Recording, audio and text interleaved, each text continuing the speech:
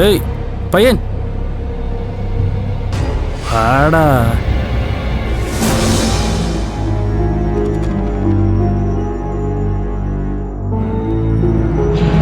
നീ എത്രയല്ല പഠിക്കുന്നത്?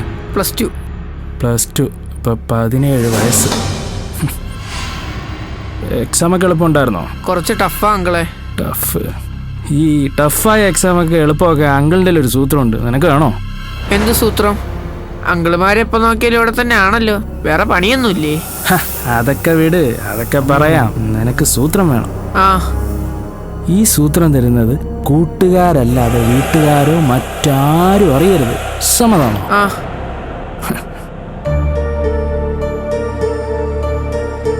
ഇതാണ് ആ സൂത്രം.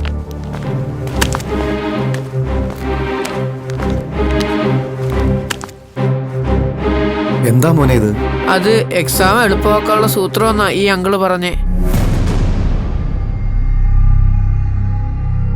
ഇതേ മോനുള്ളതല്ല, ഇത് കൊടുക്കേണ്ടവർക്ക് ഞാൻ കൊടുത്തോളാം. മോൻ ഇപ്പം തൽക്കാലം പൊക്കോ. ഓ.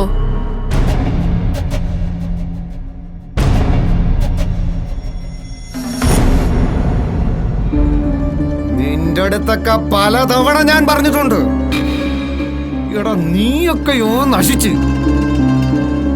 എന്തിനടാ ഈ പാവം പിള്ളേരെയും കൂടെ നശിപ്പിക്കണത്? ഇനി നിങ്ങൾക്കൊന്നും മാപ്പില്ല. ഇതേ എവിടെ ഏൽപ്പിക്കണമെന്ന് എനിക്കറിയാം കേട്ടോ. എന്ത് ചെയ്യണമെന്നും എനിക്കറിയാം. കാണിച്ചിടാ നിനക്കൊക്കെ.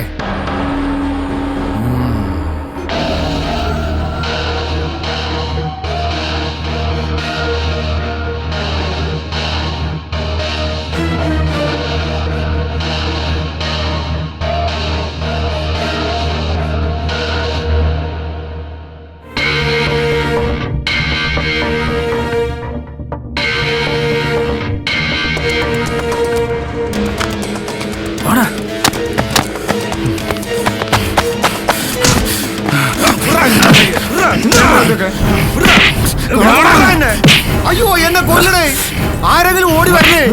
അയ്യോ അയ്യോ എന്നെ കൊല്ലണേ. അയ്യോ അയ്യോ എന്നെ കിട്ടിയടാ, വാടാ.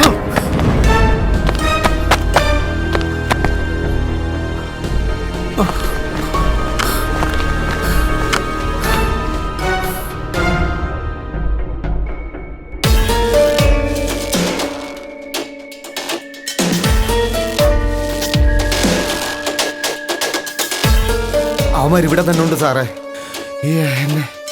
എന്നെ ആക്രമിച്ചിട്ട് അവർ ഈ വയലാരം ഓടി സാറേ. അവർ ഈ തോട്ടിന്റെ കരയിൽ കൂടെയാണ് സാറേ ഓടിയത്. ഇപ്പൊ വന്നാ സാറിന് അവരെ കിട്ടും. സാർ പെട്ടെന്ന് വരുമല്ലോ? ശരി, ഓക്കെ സാറേ.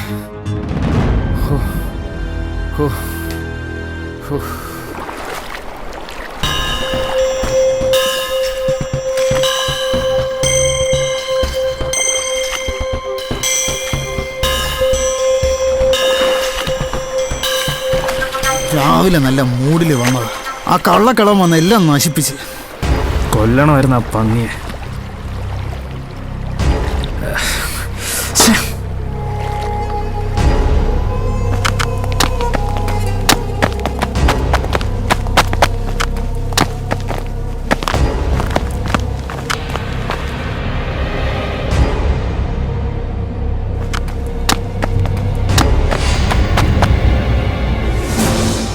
ആ പയ്യ ഒന്ന് സെറ്റായോ ഒന്ന്. ആ കിളവൻ വന്ന് എല്ലാം നശിപ്പിച്ച്.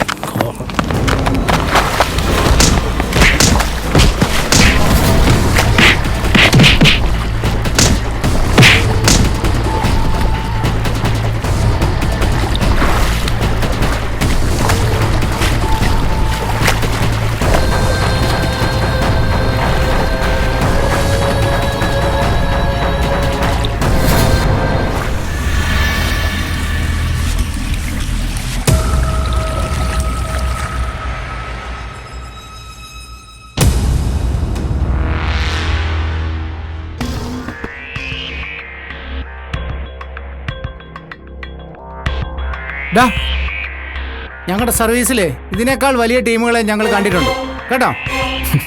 അതുകൊണ്ട് വേലയിറക്കാതെ സത്യസന്ധമായിട്ട് കാര്യങ്ങൾ പറഞ്ഞോളാം. ഇനി പറടാ, എന്താണ് നിന്റെ പേര്? മനു. നിന്റെയോ? സുഹൃത്ത്. അച്ഛന്റെ പേരെന്താടാ? ഞങ്ങൾ രണ്ടും അനാഥ മന്ദിരത്തിൽ പഠിച്ചിറങ്ങിയാണ്. ഇതൊക്കെ അവന്മാരുടെ വെറുതെ അടവാണ് സാറേ. ഞങ്ങൾ അനാഥാലയത്തിൽ പഠിച്ചു വളർന്നവരാ. അവിടെ നിന്ന് ഇറങ്ങിയിട്ട് ഒരു ജോലിക്ക് വേണ്ടി ഒരുപാട് അലഞ്ഞു. അവസാനം ജോലി തരാമെന്ന് പറഞ്ഞു ഒരുത്തായി കുഴി തന്നെ കൊണ്ട് ചാടിച്ച്. അതിൽ നിന്ന് ഇതുവരെ കരകയറാൻ പോലും പറ്റിയിട്ടില്ല സാറേ. അവൻ കാരണം നമ്മൾ ജയിലിലും പോയി.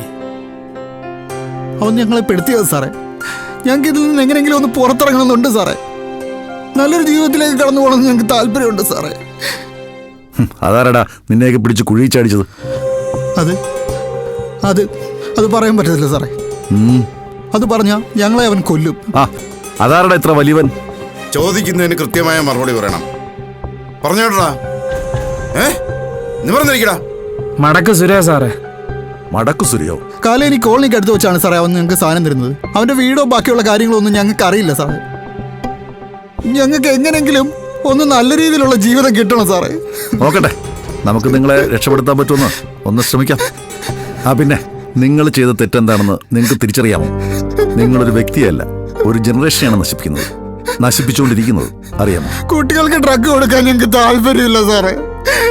അവൻ ഞങ്ങളെ കൊണ്ട് ചെയ്യിപ്പിക്കുന്നത് സാറേ ഇതെല്ലാം.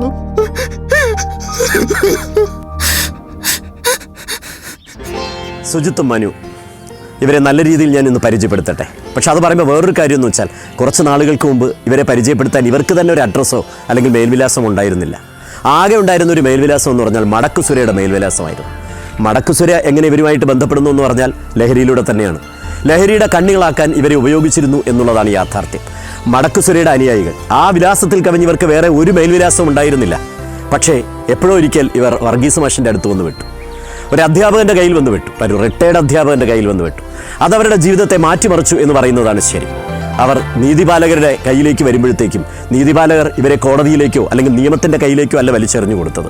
പകരം ഇവരെ ജീവിതത്തിൻ്റെ മുഖ്യധാരയിലേക്ക് എങ്ങനെ കൊണ്ടുവരാം എന്നാലോചിച്ചിട്ട്, അന്ധകാരത്തിൽ ആണ്ടുകിടന്ന ഇവരെ പ്രകാശത്തിലേക്ക് എങ്ങനെ കൊണ്ടുവരാം എന്നാലോചിച്ചിട്ട് നീതിപാലകർ അധ്യാപകരുടെയൊക്കെ സഹായത്തോടു കൂടി ഇവരെ ഒരു ഡി അഡിക്ഷൻ സെൻ്ററിൽ എത്തിക്കുകയാണ് ചെയ്തത്. ലഹരി വിമോചനത്തിന് ഇവർ തയ്യാറാണോ എന്ന ചോദ്യത്തിന് ഇൻഡിവിജ്വലായിട്ട് അല്ലെങ്കിൽ വ്യക്തിപരമായി അവരോട് ചോദിക്കുമ്പോൾ അവർ സങ്കടത്തോടു കൂടി അല്ലെങ്കിൽ കുറച്ച് കണ്ണ് നനഞ്ഞുകൊണ്ട് അവർ പറഞ്ഞത്, ആരാണ് സർ ലഹരിയിൽ നിന്ന് മോചിതരാകാൻ ആഗ്രഹിക്കാത്തത് എന്നാണ്. സത്യമാണ് കേട്ടോ. ലഹരിയുടെ അന്ധകാരത്തിൽ ആണ്ട് കിടക്കുമ്പോഴും ഏതു മനുഷ്യനായാലും ശരി തന്നെയാണ്, പ്രകാശത്തിലേക്ക് ജീവിതത്തിലേക്ക് വരാൻ ആരാണ് ആഗ്രഹിക്കാത്തത്? ചിലപ്പോൾ ജീവിതം കൊണ്ട് നമ്മൾ കളിച്ചേക്കും, ചിലപ്പോൾ പണം കൊണ്ട് കളിച്ചേക്കും. പണം കൊണ്ടും ജീവിതം കൊണ്ടും കളിക്കരുത് എന്ന് പറയും. അത് കളിച്ചാൽ തിരിച്ച് കിട്ടില്ല, അതൊരു യാഥാർത്ഥ്യവുമാണ്. അതുകൊണ്ട് ജീവിതത്തിനും പദ്ധതി വേണം, പണത്തിനും പദ്ധതി പ്ലാനുകൾ ഉണ്ടാവണം. പക്ഷെ ചിലപ്പോൾ വളരെ അബദ്ധപരമായോ മറ്റേതെങ്കിലും കൂട്ടുകെട്ടുകളിൽപ്പെട്ടോ നമ്മൾ ജീവിതം കൊണ്ട് കളിച്ചു പോയാൽ പലപ്പോഴും ലഹരിയുടെ അന്ധകാരത്തിലേക്കായിരിക്കും അവർ വീണു പോകുന്നത്. അവിടെ വീട് കിടക്കട്ടെ എന്നാണ് പലരും പറയുന്നത്, കേട്ടിട്ടില്ലേ? അവൻ കുടിയനാണ്, എന്ത് ചെയ്യാനാണ്? അവൻ ഡ്രഗാണ്, എന്ത് ചെയ്യാനാണ് എന്നൊക്കെ ചോദിക്കും. അങ്ങനെ ചോദിച്ചിട്ട് നമ്മൾ നടന്നു പോവുകയല്ല വേണ്ടത്. അവരെ ജീവിതത്തിലേക്ക് തിരിച്ചു കൊണ്ടുവരാൻ എന്തു ചെയ്യണം എന്നാലോചിക്കണം. അതിന് വളരെ സജീവമായി പ്രവർത്തിക്കുന്ന എത്രയോ ലഹരി വിമോചന കേന്ദ്രങ്ങളുണ്ട്. നോക്ക്, കുറച്ചു നാളത്തെ ചികിത്സയ്ക്ക് ശേഷം മനുവും സുജിത്തും ജീവിതത്തിലേക്ക് മടങ്ങിപ്പോവാണ്. അവരുടെ കണ്ണുകളിലെ പ്രകാശം കണ്ടോ? അവരെ കൊണ്ടുവന്ന അധ്യാപകൻ്റെ കണ്ണിലെ പ്രകാശം കണ്ടോ? അവരിവിടെ എത്തിച്ച നീതിപാലകരുടെ കണ്ണിലെ പ്രകാശം കണ്ടോ? ഒരുമിച്ച് നിന്നാൽ ഏത് അന്ധകാരത്തെയും മാറ്റിയെടുത്ത് ജീവിതത്തിലേക്ക് മനുഷ്യനെ കൊണ്ടുവരാൻ കഴിയും. ഓർക്കുക, ഏതൊരു ലഹരിക്ക് അടിമപ്പെട്ട ആളിനും ജീവിതത്തിലേക്ക് തിരിച്ചു വരണം എന്ന സ്പാർക്ക്, പ്രകാശത്തിൻ്റെ തുള്ളി ഉള്ളിൻ്റെ ഉള്ളിലുണ്ട്. അതിനൊരു സൂര്യനായി ജ്വലിപ്പിച്ചെടുക്കുക എന്നതാണ് കൃത്യമായും ഒരു സമൂഹം ചെയ്യേണ്ടത്. ഒരു നീതിപാലകൻ വിചാരിച്ചിട്ടോ, ഒരു ഡോക്ടർ വിചാരിച്ചിട്ടോ, ഒരു സാമൂഹിക പ്രവർത്തകൻ മാത്രം വിചാരിച്ചിട്ടോ ഒരു അത്ഭുതങ്ങളും ഉണ്ടാവില്ല. ഒരുമിച്ച് നിന്നാൽ, സമൂഹം ഒറ്റക്കെട്ടായി നിന്നാൽ 100 മനുമാരെ, ആയിരക്കണക്കിന് ശുചിത്വമാരെ, ലഹരിയിൽ ആണ്ടുകിടക്കുന്ന രക്ഷിതാക്കൾക്കൊക്കെ ഒരുപാട് ബുദ്ധിമുട്ടുകളായി രക്ഷിതാക്കളെയൊക്കെ കൊല്ലാൻ പോലും തയ്യാറായി നിൽക്കുന്ന ആയിരം മനുമാരെയും ശുചിത്തുകളെയും ജീവിതത്തിൻ്റെ മുഖ്യധാരയിലേക്ക് കൊണ്ടുവരാൻ നമുക്ക് തീർച്ചയായിട്ടും സാധിക്കും എന്നതിന് യാതൊരു സംശയവുമില്ല. മനുവും ശുചിത്തും മേൽവിലാസമില്ലാതെ കഴിഞ്ഞവർ, ഇനി ഇവർക്ക് ഒരു മേൽവിലാസം ഉണ്ടാകണം, ഇവർക്കൊരു ജോലി ഉണ്ടാവണം, ഇവർക്കൊരു കുടുംബം ഉണ്ടാകണം. അതിന് ഈ സമൂഹം മുഴുവൻ അവരെ സപ്പോർട്ട് ചെയ്യുക എന്നുള്ളത്, പിന്തുണ നൽകുക എന്നത് ഏറ്റവും പ്രധാനപ്പെട്ട കാര്യമാണ്. അതുകൊണ്ട് പ്രിയമുള്ളവരെ, ഈ സമൂഹത്തിൻ്റെ മുഴുവൻ പ്രവർത്തനങ്ങളിലും ഞാൻ നിങ്ങളുടെ ഒരു ഡോക്ടറാകട്ടെ, എഞ്ചിനീയർ ആകട്ടെ, അധ്യാപകരാകട്ടെ, പക്ഷെ ജീവിതകാലം മുഴുവൻ നിങ്ങളൊരു ലഹരി വിമുക്ത പ്രവർത്തകരായിരിക്കണം എന്നുള്ളതാണ്. ആ പ്രവർത്തനത്തിൻ്റെ ഓജസ് നിങ്ങളിലുണ്ടെങ്കിൽ ഒരു ഡ്രഗ് അഡിക്റ്റിനെയും ഒരു മദ്യാസക്തനെയും നിങ്ങൾ വഴിയിൽ ഉപേക്ഷിച്ച് പോകില്ല. ആവശ്യമില്ല. അവരെ കൃത്യമായി എത്തിക്കേണ്ടടുത്ത് എത്തിച്ച് ജീവിതത്തിൻ്റെ മുഖ്യധാരയിലേക്ക് കൊണ്ടുവരിക തന്നെ ചെയ്യും. അതുകൊണ്ട് ഈ പ്രകാശം സമൂഹത്തിൻ്റെ പ്രകാശമായി മാറട്ടെ. മനുവിൻ്റെയും സുജിത്തിൻ്റെയും കണ്ണുകളിലെ ഈ സൂര്യ വെളിച്ചം ഒരു വലിയ വെളിച്ചമായി സമൂഹത്തിന് മാതൃകയായി മാറട്ടെ എന്നാണ് പറയാനുള്ളത്.